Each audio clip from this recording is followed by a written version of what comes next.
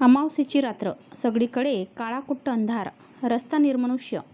अशा सुनसान रस्त्यावर प्रेरणा धावत होती, ओरडत होती, वाचवा वाचवा.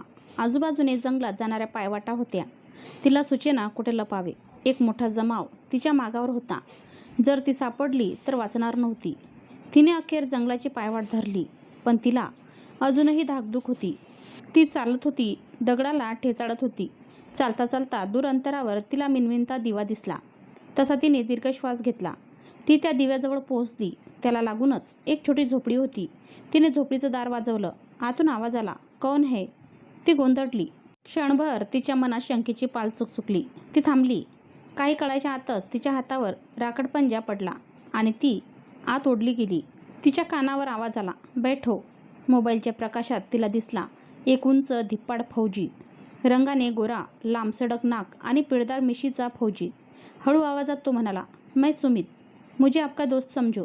सुमित म्हणाला, सांग, इकडे कसं काय आली? त्याने असं म्हणताच तिला रडू कोसळलं. डोळे पुसतच ती म्हणाली, अहो, ते गावातले लोक मला मारायला निघालेत. त्यांना माझा सुखी संसार पाहावला जात नाही. या गावात मोठा वाडा आहे, माझ्या सासू सासऱ्यांचा, दादासाहेबांचा आणि माईचा.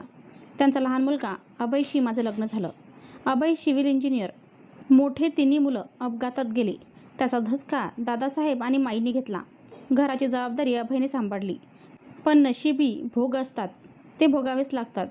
मध्यंतरी अशा काही घटना घडल्या की त्याची कल्पनाच न केलेली बरी.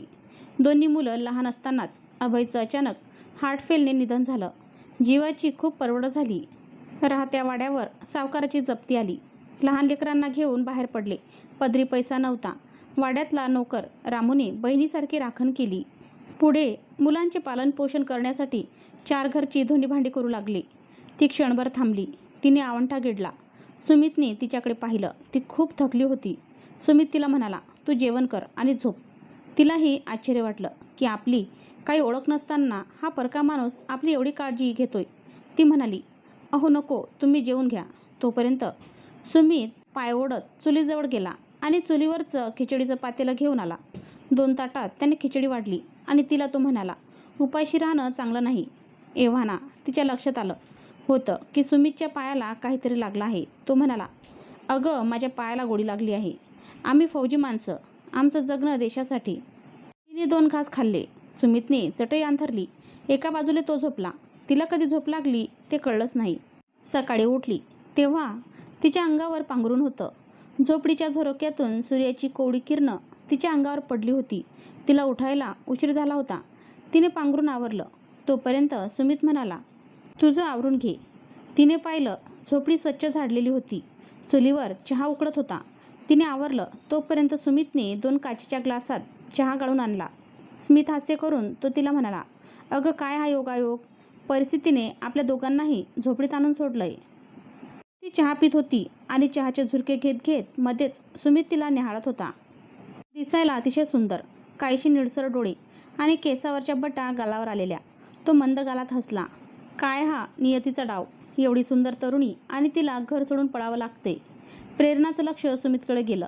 दोघांची नजरानजर झाली. तिला खूप ओशाडल्यासारखं झालं. तिने पदर सावरला. सुमित म्हणाला, मी गावातून भाजी घेऊन येतो. सुमित गेल्यावर तिने कडी लावली. काही वेळाने सुमितने कडी वाजवताच तिने भीत भीतच दरवाजा उघडला. तिला धीर देत तो म्हणाला, तू इथे कशी पोचलीस ते सांग. ती म्हणाली, अरे, माझी रामकथा कधीही न संपणारी आहे. माझी मुलं हुशार, मुलगी स्वाती आणि मुलगा प्रसाद. त्यांच्या शिक्षणासाठी मोलमजुरी करत होते. पण जेव्हापासून मी वाडा सोडला तेव्हापासून गावातल्या सरपंचाची नजर माझ्यावर. त्यांनी माझं जीणं हराम केलं. विधवा बाईकडे पाहण्याची पुरुषांची नजर वाईट असते. रामूने सहारा दिला, तेही त्या सावकाराला आवडलं नाही. अनेक वेळा त्याने मला एकटं गाठण्याचा प्रयत्न केला, पण रामूने वाचवलं. काल वेगळीच घटना घडली. घरी कोणी नव्हतं. एकटी पाहून त्याने घराचे दरवाजे लावले आणि मागून घट्ट पकडलं. तो राक्षस जास्तच चवताडला होता.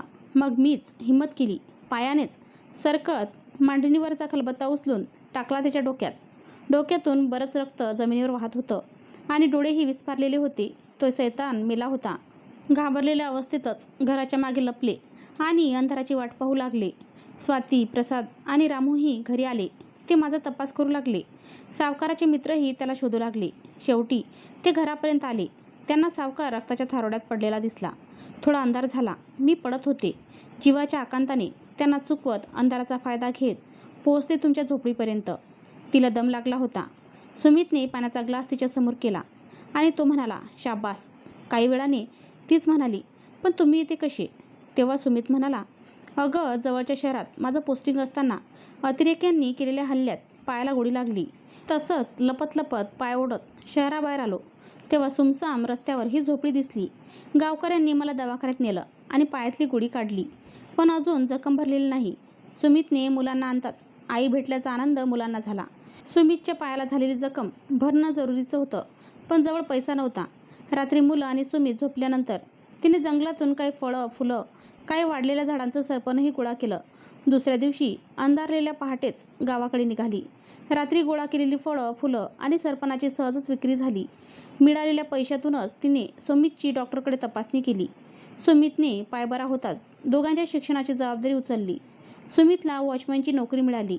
प्रेरणाही अंगणवाडीत खिचडी बनवायला जाऊ लागली. दोघांनी मिळून कुटुंब सावरलं.